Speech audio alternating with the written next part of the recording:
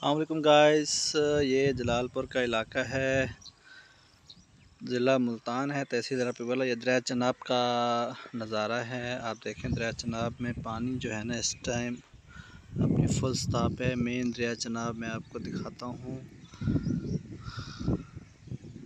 ये मेन दरिया चनाब है और ये उसका एक छोटा सा पार्ट है दरिया का।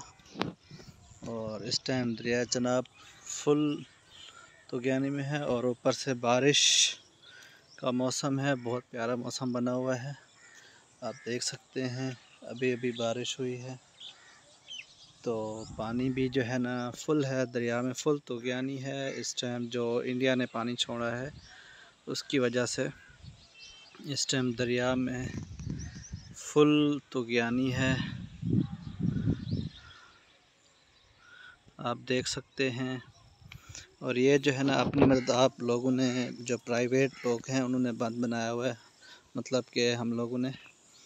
और यहाँ पे गवर्नमेंट का कोई ख़ास अमल दखल नहीं है। ये सब अपनी मदद आपके तहत ही है, आप देख सकते हैं।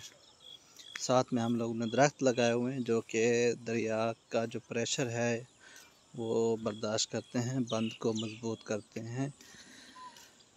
तो ये आप देख सकते हैं दरिया। मैं आपको जूम करके दिखाता हूँ। मेन जो दरिया चनाब है वो सामने नज़र आ रहा है आपको यहाँ पे, ये सारा। और ये छोटा सा उसका एक हिस्सा है, पार्ट है।